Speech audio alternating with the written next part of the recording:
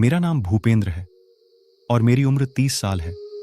मेरी एक छोटी सी दुकान है और मैं बिलासपुर का रहने वाला हूँ।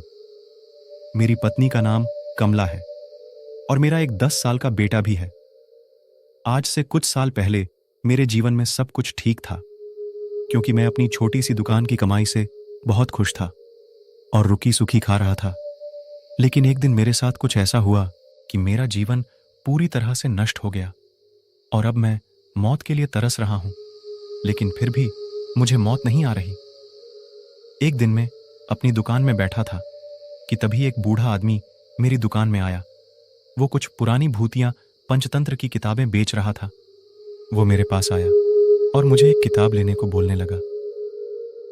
मैं वो लेना तो नहीं चाहता था, पर वो बूढ़ा आदमी बहुत परेशान होकर मेरी ही दुकान के सामने खड़ा था, इसलिए मैंने बिना देखे बस एक किताब ले ली और वहीं साइड टेबल में रख दी।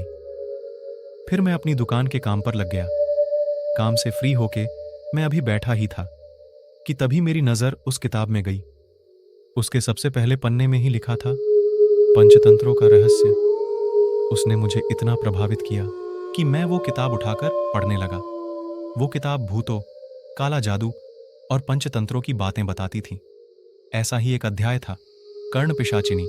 मैंने आज तक भूतों, काला जादू यह सब तो सुना था, पर कर्ण पिशाचिनी आज पहली बार सुन रहा था। उत्तेजना में मैंने वो पढ़ना शुरू कर दिया। उसके पहले पन्ने में लिखा था कि कर्ण पिशाचिनी एक साधना है। जिसने भी यह सिद्ध कर ली तो उसके जीवन में कभी किसी चीज की कमी नहीं आएगी।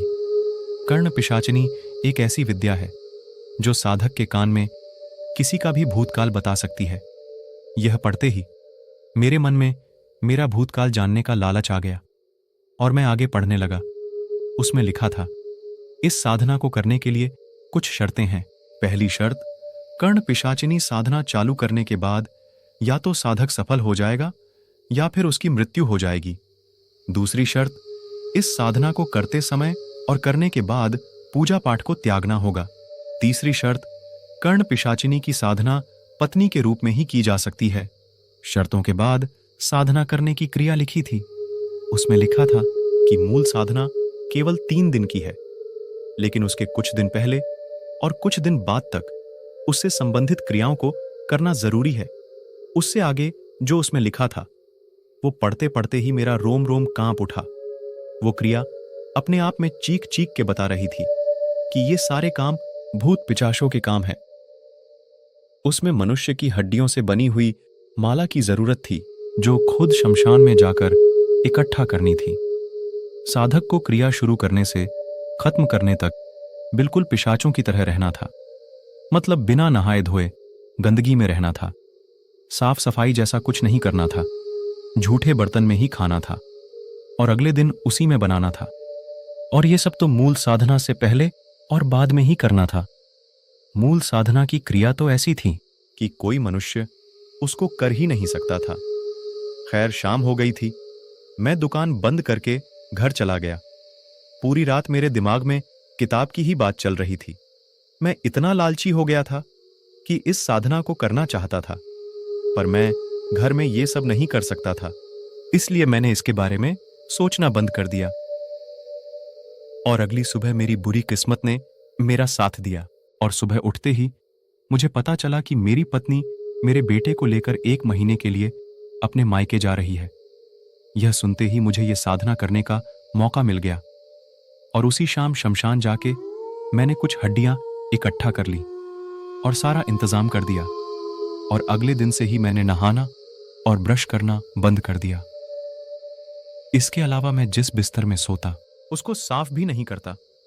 खाना बनाने का बर्तन और खाना खाने का सब एक ही था और खाना खाने के बाद उसे वैसे ही छोड़ देता। उसे ना तो साफ करता और ना ही धोता। अगले दिन का खाना उसी झूठे बर्तन में बनाता। दुकान भी बिना नहाए धोए जाता। इस प्रकार से कुछ दिन गुजर गए और मैंने साधना से पहले की क्रिया कर ली थी। अब वो 3 दिन मूल साधना की बारी थी और अब मैंने खुद के हाथों से खुद का बुरा समय लिख दिया था। इन 3 दिनों में मुझे भोजन और पानी के स्थान पर स्वयं के मलमूत्र का सेवन करना था। यह बेहद जटिल और कठिन कार्य था, लेकिन उस किताब के अनुसार मुझे यही सब करना था और इन 3 दिनों तक उस कमरे से बाहर भी नहीं निकलना था। मलमूत्र का विसर्जन भी उसी कमरे में करना था। आज मूल साधना का पहला दिन था और मैंने सुबह से कुछ नहीं खाया था, बस उन हड्डियों की माला का जाप कर रहा था।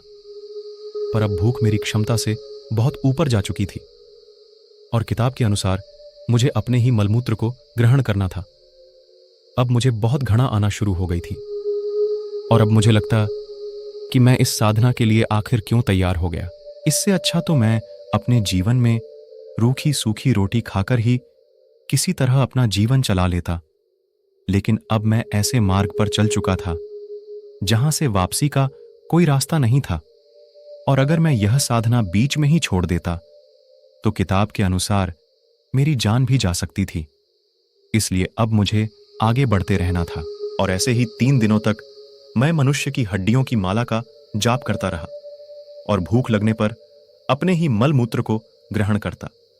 इन 3 दिनों के बीच में मुझे बहुत कुछ महसूस हुआ, जैसे कमरे में किसी के चलने की आवाज आना, कभी एक पायल की आवाज आना, कभी मेरे कानों में एक आवाज आना और कभी एक साया जो मुझे छूते हुए गुजरता।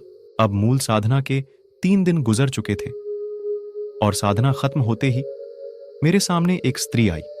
वो करीब 6 फुट की थी। उसके काले बाल खुले हुए थे। वो आकर मेरे सामने बैठ गई और बोली, तुमने मुझे सिद्ध कर लिया है, अब मैं तुम्हारी हूं और तुम मेरे हो।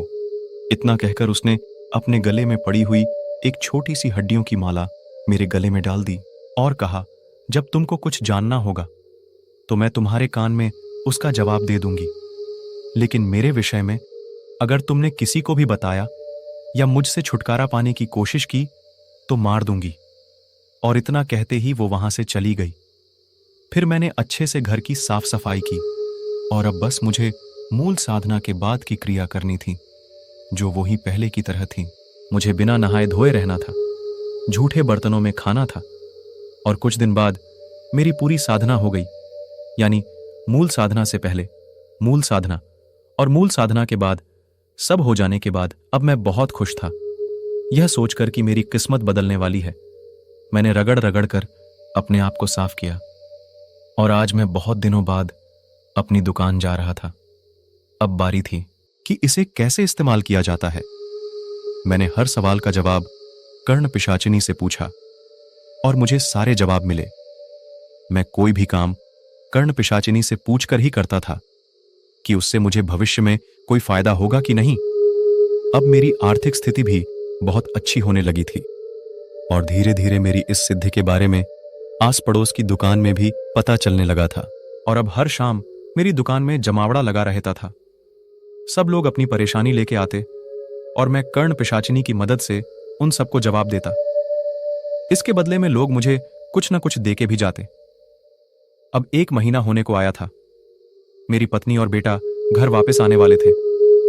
मैं इस बात से बहुत खुश था, पर मुझे नहीं पता था कि कर्ण पिशाचिनी इस बात से खुश नहीं होगी और घर वापस आते ही मेरी पत्नी बीमार होने लग गई, क्योंकि जाने अनजाने मैंने कर्ण पिशाचिनी की शर्तों में से एक शर्त तोड़ दी थी और वो थी कर्ण पिशाचिनी के अलावा किसी और स्त्री को अपनी पत्नी का दर्जा देना।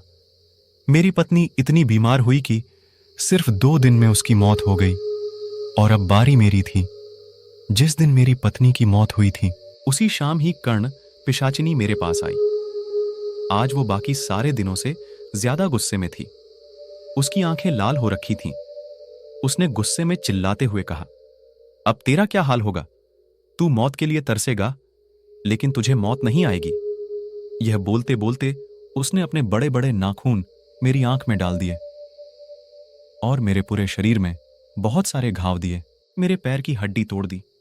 उसने वो सब किया जिससे मैं तड़पू पर मरूं नहीं। और अब मेरी हालत ऐसी है कि मैं अंधा हो चुका हूं। मेरे शरीर में हर जगह घाव है और इतना ही नहीं, वो हर कुछ दिन में वापस आके मेरे घाव को और बढ़ा देती है। तो दोस्तों, आपको कैसा लगा ये वीडियो? अगर आपको पसंद आई हो तो अपने दोस्तों के साथ शेयर जरूर करें। हेलो दोस्तों, अगर आप हमारे चैनल से नए जुड़े हैं तो हमारे चैनल भूतोपीडिया को जरूर सब्सक्राइब करें।